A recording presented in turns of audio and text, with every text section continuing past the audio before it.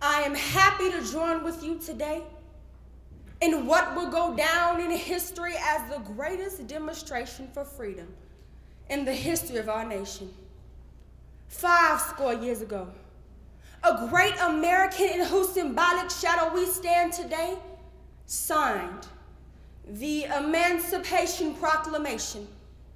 This momentous decree came as a great beacon light of hope to millions of Negro slaves who had been seared in the flames of withering injustice. It came as a joyous daybreak to end the long night of their captivity. But 100 years later, the Negro is still not free. 100 years later, the life of the Negro is still sadly crippled by the manacles of segregation and the chains of discrimination. 100 years later, the Negro lives on the lonely island of poverty in the midst of a vast ocean of material prosperity. 100 years later, the Negro is languished in the corners of American society and finds himself in exile in his own land. And so we have come here today to dramatize a shameful condition. In a sense, we have come to our nation's capital to cash a check. When the architects of our republic wrote the magnificent words of the Constitution and the Declaration of Independence, they were signing a promissory note to which every American were to fall heir. This note was a promise that all men, yes, black men as well as white men, would be guaranteed the unalienable rights of life, liberty, and the pursuit of happiness. It is obvious today that America has defaulted on this note, insofar as her citizens of color are concerned. Instead of honoring this sacred obligation, America has given the Negro people a bad check, a check which has come back marked insufficient funds. But we refuse to believe that the Bank of Justice is bankrupt. We refuse to believe that there are insufficient funds in the great vaults of opportunity of this nation. And so we have come to cash this check, a check which has given us upon demand the security of freedom and justice. We have also come to this hollow spot to remind America of the fierce urgencies of now. This is no time to engage in the luxuries of cooling off or to take the tranquilizing drug of gradualism. Now is the time to make real the promises of democracy. Now is the time to rise from the dark, desolate valley of segregation to the sunlit path of racial justice. Now is the time to lift our nation from the quicksands of racial injustice to the solid rock of brotherhood. Now is the time to make justice a reality for all of God's children. It would be fatal for the nation to overlook the urgency of this moment. This sweltering summer of the Negro's legitimate discontent will not pass until there is an invigorating autumn of freedom and equality. 1963 is not an end, but a beginning. And those who hope that the Negro needed to blow off steam and will now be content will have a rude awakening if the nation returns to business as usual. There will be neither rest nor tranquility until the Negro is granted his citizenship rights. The whirlwinds of revolt will continue to shake the foundations of our nation until the bright day of justice emerges. But there is something that I must say to my people who stand on the warm thresholds which leads into the palace of justice. In the process of gaining our rightful place, we must not be guilty of wrongful deeds. Let us not seek to satisfy our thirst by drinking from the cup of bitterness and hatred. We must forever conduct our struggle on the high plane of dignity and discipline. We must not allow our creative protest to degenerate into physical violence. Again and again, we must rise from the majestic heights of meeting physical force with soul force. This marvelous new militancy, which has engulfed the Negro community, must not lead us into a distrust of all white people. For many of our white brothers, as evidenced by their presence here today, have come to realize that their destiny is tied up with our destiny. And they have come here to realize that their freedom is inextricably bound to our freedom. We cannot walk alone. As we walk, we must make the pledge that we shall always march ahead. We cannot turn back. There are those asking the devotees of civil rights, when will you be satisfied? We can never be satisfied as long as the Negro is the victim of the unspeakable horrors of police brutality.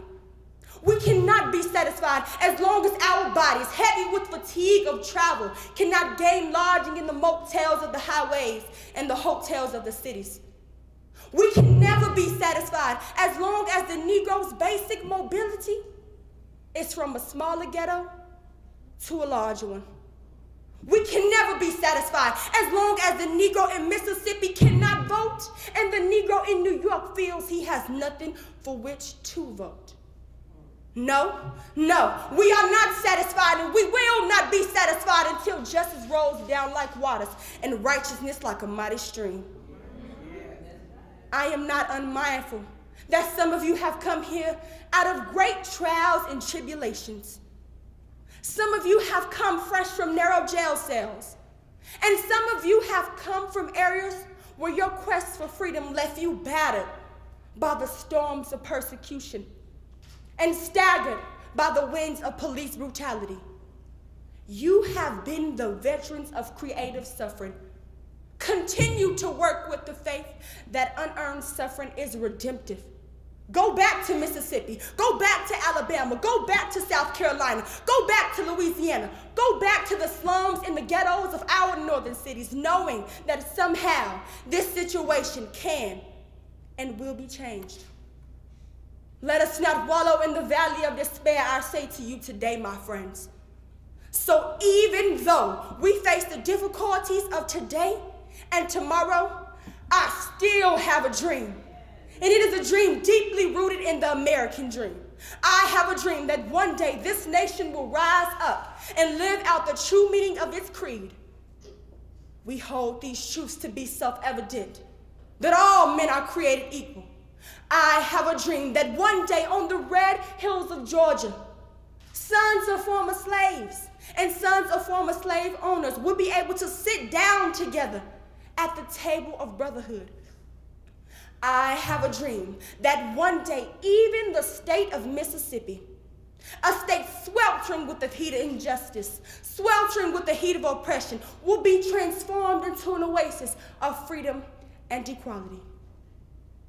I have a dream that my 4 little children will one day live in a nation where they are not judged by the color of their skin, but by the content of their character. I have a dream today.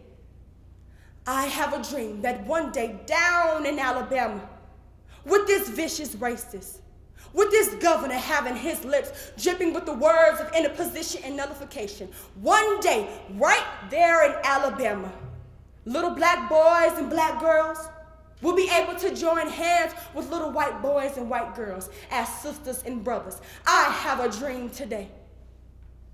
I have a dream that every valley shall be exalted, every hill and mountain shall be made low, the rough places made plain, and the crooked places made straight, and the glory of the Lord shall be revealed, and all flesh shall see it together. This is our hope. This is the faith that I go back to the South with. With this faith, we will be able to hew out the mountains of despair, a stone of hope.